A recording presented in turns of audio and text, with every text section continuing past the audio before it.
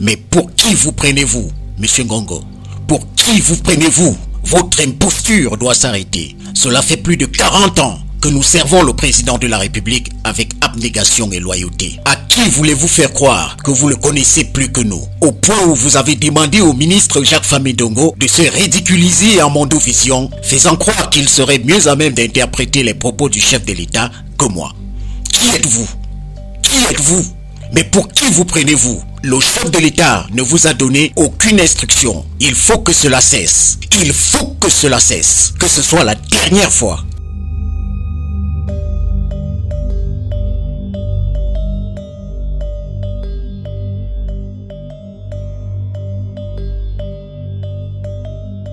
C'est une scène rare, un de ces moments suspendus où l'auvergne du pouvoir se craquelle et laisse entrevoir la fureur contenue des batailles d'influence.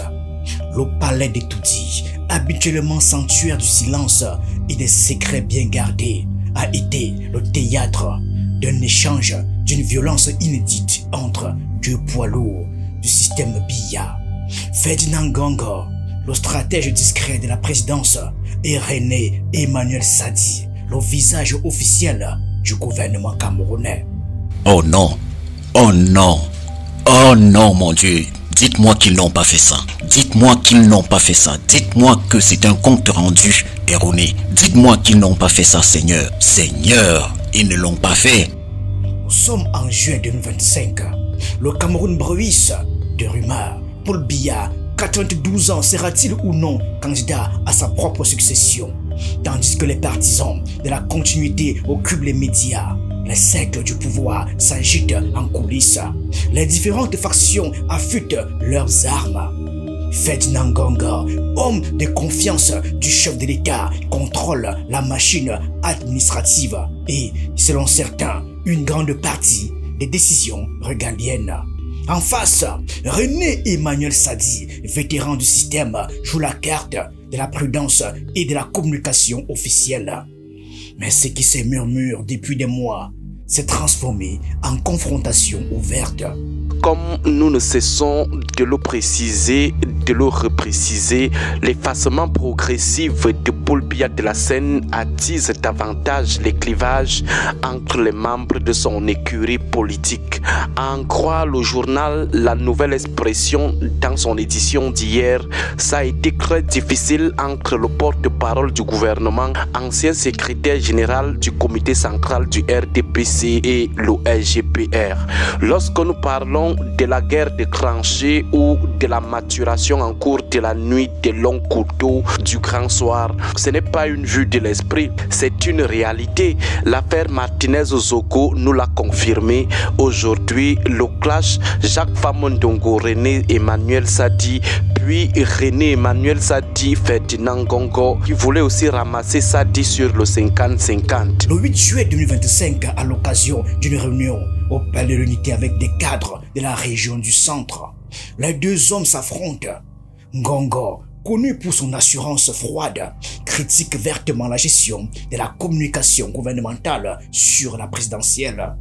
Il reproche à Sadi ses récentes déclarations dans les médias jugées hasardeuses sur la candidature de Paul Biya.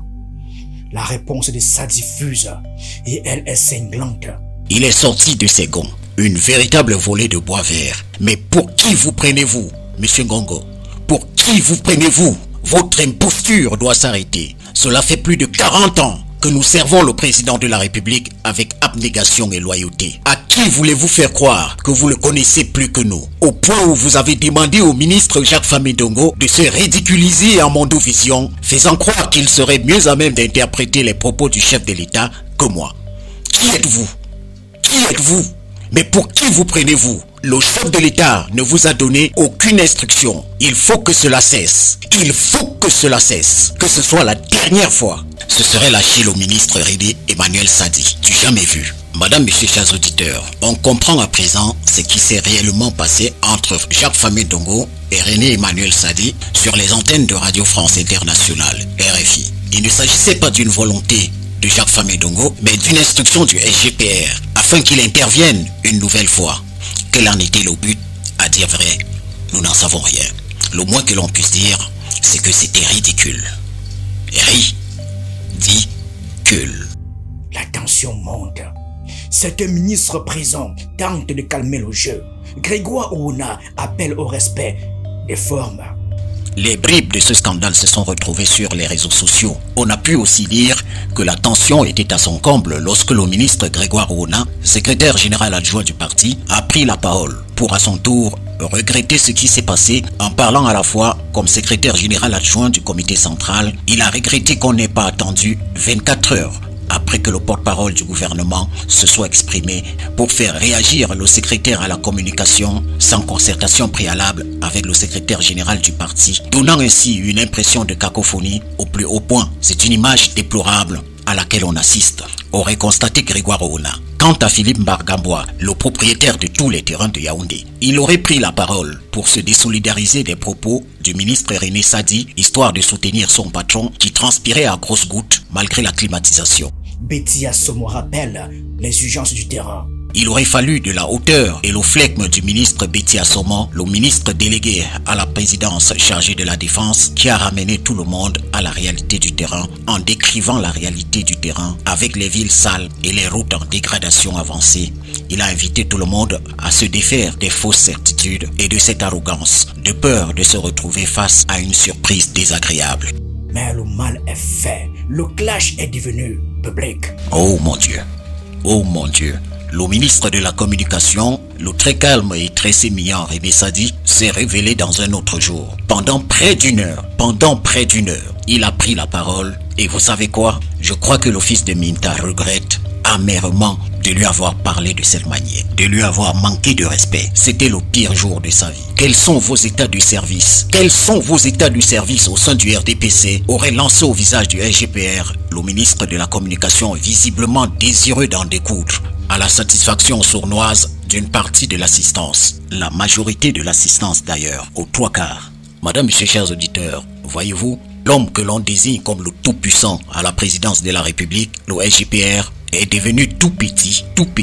Et s'il y avait moyen d'entrer dans sa chaussure pour s'y cacher, il l'aurait fait. C'était humiliant. Ce qui s'est passé à la présidence de la République mardi dernier n'est pas résiduel. On imaginait que des grands garçons comme ceux-là pouvaient en profiter pour saisir les leviers du pouvoir et montrer au président de la République, Paul Biya, qu'ils sont capables au crépuscule de faire ce travail et qu'il n'a pas à s'inquiéter. C'est-à-dire bâtir une démocratie, apprendre à respecter les aînés, créer des environnements paisibles de travail et garantir un avenir positif à notre pays. Ce n'est pas un simple accrochage d'ego. Ce duel s'inscrit dans une lutte beaucoup plus vaste, celle de la succession.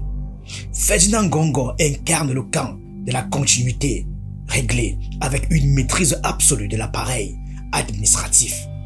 René Emmanuel Sadi, soutenu par certains barons historiques, milite pour une transmission qui respecte les anciens équilibres.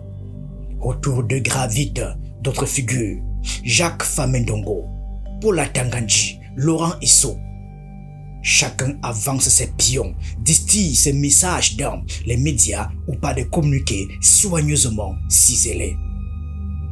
La cacophonie récente entre Jacques Famendongo, qui annonce la candidature de Paul Biya à 100%, et René Emmanuel Sadi, qui la relative à 50%, est un autre symptôme de ces fractures.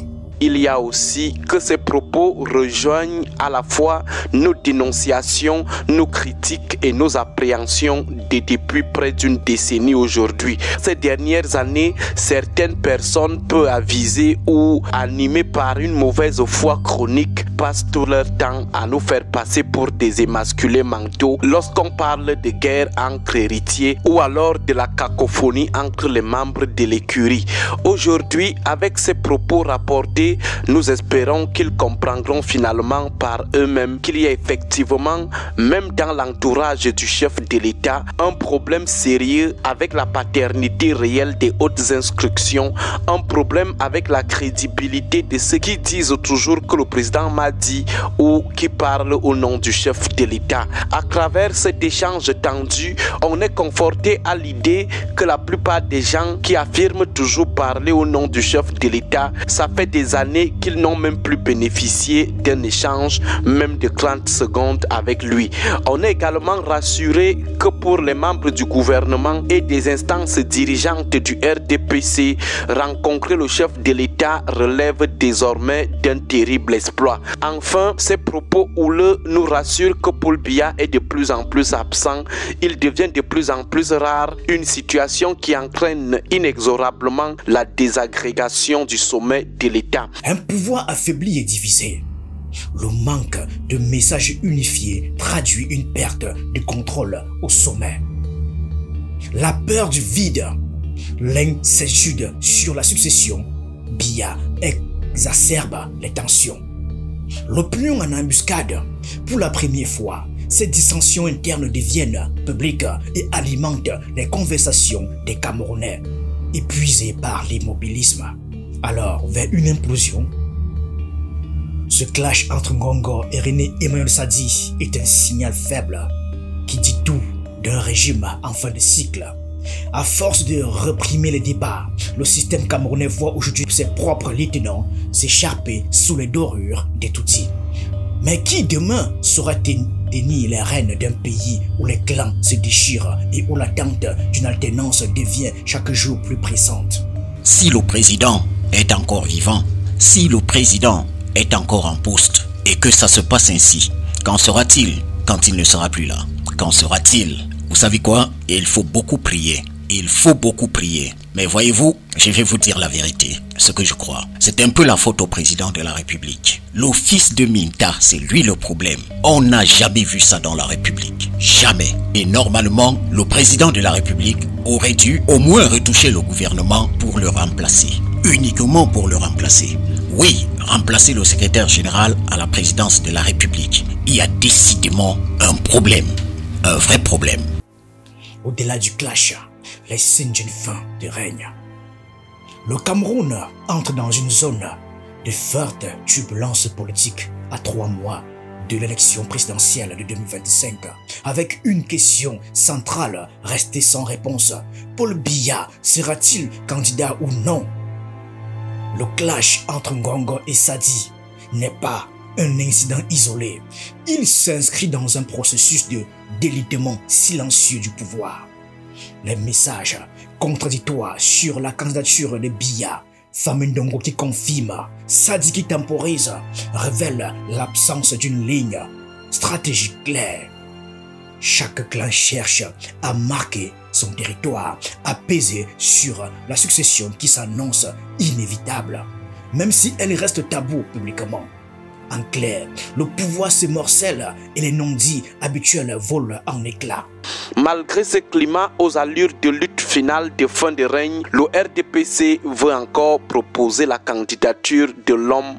Ce même RDPC espère aussi, malgré cela, remporter les élections de 2025. Autre leçon confortée par ces échanges chaotiques entre les deux enfants du renouveau, c'est l'existence au sein du sérail d'une tendance fondamentaliste qui ne veut rien lâcher, qui préfère tout casser que d'accepter l'ouverture, et d'une tendance progressiste qui n'est plus d'accord avec la prise en otage et les abus du pouvoir présidentiel, ainsi que le jusqu'au-boutisme de la tendance fondamentaliste. On a alors d'un côté les membres de l'Ogre de 82 qui pensent qu'il est aussi temps d'accepter les reproches formulés à l'encontre du règne de Paul Biya, qu'il est temps d'accepter qu'il faut impérativement une mue à la tête de l'État, et d'un autre côté les membres de l'Ogre qui ne veulent rien entendre et ne sont mus que par leurs ambitions pouvoiristes démesurées, les partisans du Sagat.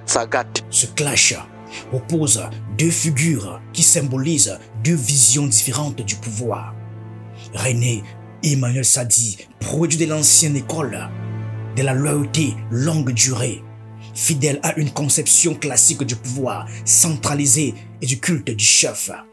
Ferdinand Ngongo, incarnation d'un pouvoir technocratique plus jeune, plus agile, qui maîtrise les réseaux et les arcanes de la machine étatique. Cette fracture générationnelle est l'un des moteurs silencieux de la crise actuelle. Elle traverse toute l'administration, les partis, les élites économiques. L'absence de perspective de transition claire transforme le jeu politique en une bataille d'usure interne. Et c'est là que réside le vrai danger. Les clans politiques risquent de perdre de vue l'intérêt collectif pour se concentrer uniquement sur la conquête de la future ligne de succession.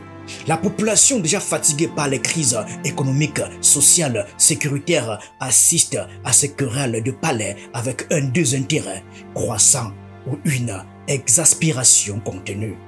Ce qui se passe à étudier donc un symptôme d'un système en perte de contrôle sur sa propre survie.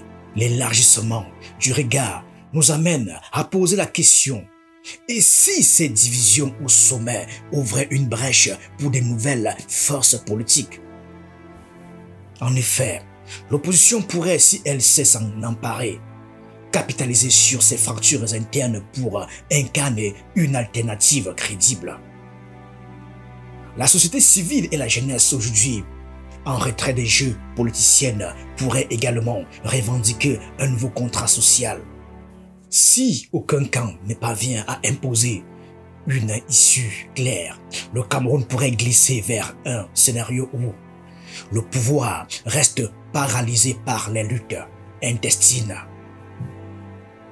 Les défis sécuritaires, nord-ouest, sud-ouest, extrême nord, crise sociale s'aggravent et la transition, au lieu d'être maîtrisée, se fait dans le chaos et la précipitation. En résumé, ce clash n'est qu'une pièce d'un puzzle plus vaste qui montre un pouvoir au crépuscule, sans boussole, traversé des rivalités anciennes et nouvelles face à une population qui aspire à autre chose. Merci à tous.